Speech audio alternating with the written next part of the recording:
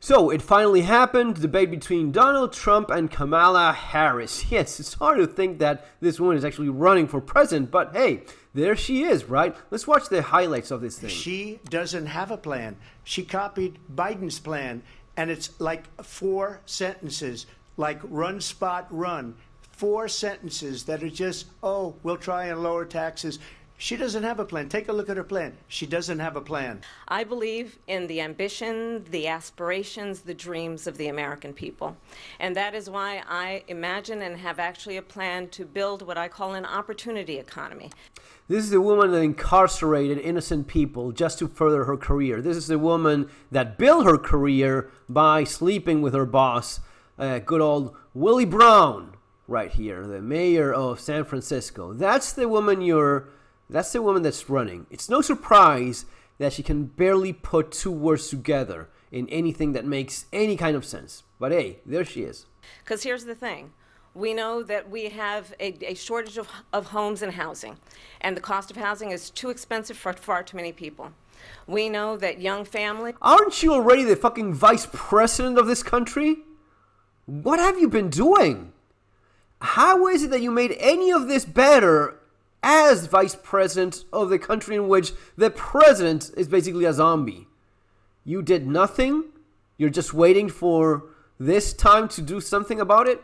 Okay. Need support to raise their children, and I intend on extending a tax cut for those families of $6,000, which is the largest child tax credit that we have given in a long time. My opponent, on the other hand, his plan is to do what he has done before, which is to provide a tax cut for billionaires and big corporations, which will result in $5 trillion to America's deficit. We're doing tariffs on other countries. Other countries are going to finally, after 75 years, pay us back for all that we've done for the world.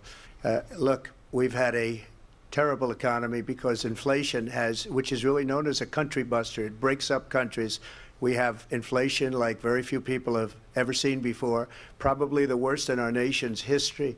We were at 21%, but that's being generous because many things are 50, 60, 70, and 80% higher than they were just a few years ago. They have... and she shakes her head as it's actually correct. What Trump is saying is actually true. She has destroyed our country with policy that's insane. Almost policy that you'd say they have to hate our country. First of all, they bought their chips from Taiwan. We hardly make chips anymore because of philosophies like they have and policies like they have. I don't say her because she has no policy. Everything that she believed 3 years ago and 4 years ago is out the window. She's going to my philosophy now. In fact, I was going to send her a MAGA hat. She's gone to my philosophy. But if she ever got elected, she'd change it. And it will be the end of our country. She's a Marxist. Everybody knows she's a Marxist. Her father's a Marxist professor in economics, and he taught her well. But when you look at what she's done to our country, and when you look at these millions and millions of people that are pouring into our country monthly, where it's, I believe, 21 million people, not the 15 that people say, and I think it's a lot higher than the 21. That's bigger than New York State pouring in. And just look at what they're doing to our country. They're criminals. Many of these people coming in are criminals. And that's bad for our economy, too. You know, you mentioned before, we'll talk about immigration later. Well, bad immigration is the worst thing that can happen to our economy. They have, and she has, destroyed our country with policy that's insane. Almost policy that you'd say they have to hate our country. Yeah. Well, it makes sense because she is a Marxist. She is her father's daughter in every sense. Most of all, she is a ruthless, power-hungry, desperate person that only feels that void somewhat satisfied by having more and more power. And she has proven time and again, she will do anything to get where she wants to go. She will climb through whatever she has to. She will do whatever she has to do so as to get that power. It's the worst kind of person that you can have. I said you're going to hear a bunch of lies, and that's not actually a surprising fact. Let's understand how we got here. Donald Trump hand-selected 3 members of the United States Supreme Court with the intention that they would undo the protections of Roe v. Wade. And they did exactly as he intended. And now in over 20 states, there are Trump abortion bans. which make it criminal for a doctor or nurse to kill a baby? Oh dear God, no! How is that even allowed? We can't kill babies anymore. Provide health care. In one state, it provides prison for life. Provide health care. What a monster of a person this creature is. Provide health care, killing a baby. Killing a baby, lady, is not providing health care. I know that she has none. She's probably not capable of, in her soul, her biology is probably the most corrupted, dark, sinister thing. Life cannot exist there. Yeah, I guess that makes sense. Giving her, well, what she's had to do to get what she's gotten. But how dare you monster. Provide health care. Killing babies is not providing health care. Trump abortion bans that make no exception even for rape and incest, which understand what that means. A survivor of a crime of violation to their body does not have the right to make a decision about what happens to their body next. That is immoral. It depends on each state, and basically in all of them, that is something in which you can get it. So she's lying, as she has always done. She landed innocent people in jail. She laughed at having people thrown in jail for years for, pot, things that she laughed about when Tulsi Gabbard asked her if she did it herself, smoking marijuana. She laughed about it. And yet she would get the worst possible sentence for people with something that she was herself doing. But beyond that, innocent people in jail. When she had proof that someone was innocent, she would retain that and she would not release that so as to keep innocent people in jail just to further her career. And one does not have to abandon their faith or deeply held beliefs to agree. The government, and Donald Trump certainly, should not be telling a woman what to do with her body. I have talked with women around our country. You want to talk about this is what people wanted? Pregnant women who want to carry a pregnancy to term, suffering from a miscarriage, being denied care in an emergency room because the healthcare providers are afraid they might go to jail, and she's bleeding out in a car in the parking lot. She didn't want that. Her husband didn't want that. A 12 or 13-year-old survivor of incest want that. If you want to really know the inside track on who the former president is, if he didn't make it clear already, just ask people who have worked with him. His former chief of staff, a 4-star general, has said he has contempt for the Constitution of the United States. His former national security advisor has said he is dangerous and unfit. His former Secretary of Defense has said the nation, the Republic, would never survive another Trump term. See, I'm a different kind of a person. I fired most of those people. Not so graciously. They did bad things or a bad job. I fired them. They never fired one person.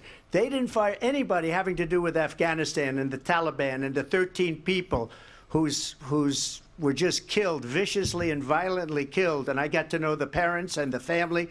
They didn't fire. They should have fired all those generals, all those top people, because that was one of the most incompetently handled situations anybody has ever seen. So when somebody does a bad job, I fire him. This is someone who has openly said he would terminate, I'm quoting, terminate the Constitution of the United States, that he would weaponize the Department of Justice against his political enemies. Someone who has openly expressed disdain for members of our military. Understand what it would mean if Donald Trump were back in the White House with no guardrails. I probably took a bullet to the head because of the things that they say about me. They talk about... By the way, why is it that Kamala Harris is doing about the American woman that was blown up in Gaza by Israeli forces? Your allies killing Americans that are doing humanitarian aid in a fucking disaster of a mess that this woman allowed to happen along with Joe Biden. What is it they're doing about that? Nothing at all. Just pretending it's not happening at all. Democracy. I'm a threat to... By the way, how many Americans have been killed already over there? Democracy. They're the threat to democracy with a fake Russia investigation We do have a lot that went nowhere. Well, I think this is so rich, coming from someone who has been prosecuted for national security crimes, economic crimes, election interference, has been found liable for sexual assault, and his next big court appearance is in November at his own criminal sentencing. Look at what's going on in the Middle East. This would have never happened. I will get that settled and fast, and I'll get the war with Ukraine and Russia ended. If I'm president-elect, I'll get it done before even becoming president. Vice President Harris, he says you hate Israel. That's absolutely not true. I have my entire career and life supported Israel. She's actually telling the truth here. Of course, both of these compromise extremely by that particular lobby. So yeah, that is the only thing she's saying that's actually true. She will suck that dry. She's very good at that, but she has her loyalties very well aligned in that regard. Don't you doubt her 1 second. And the Israeli people, he Yeah. knows that. He's And we trying all to, know that, again, sweetheart. divide and distract from the reality, which is it is very well known that Donald Trump is weak and wrong on national security and foreign policy. It is well known that he admires dictators, wants to be a dictator on day one, according to himself. It is well known that he said of Putin that he can do whatever the hell he wants and go into Ukraine. It is well known that he said when Russia went into Ukraine, it was brilliant. It is well known he exchanged love letters with Kim Jong-un.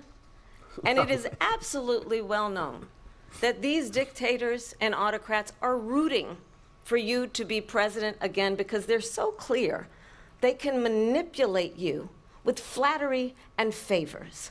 And that is why so many military leaders who you have worked with have told me you are a disgrace. That is why we understand that we have to have a president who is not consistently weak and wrong on Vice national President security, Harris. including... Yeah, stop it. That caused it, that's weak on national security by allowing every nation last month for the year, 168 different countries sending people into our country. Their crime rates are way down.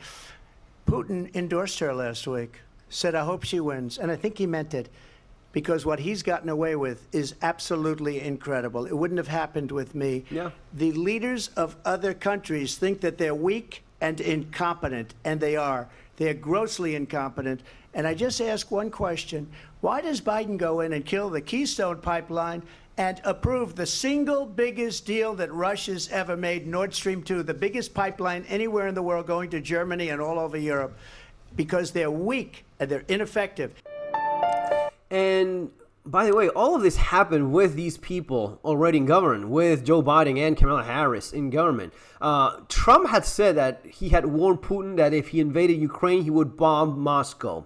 I don't know if he said that or not, but it sounds like the kind of thing he would say.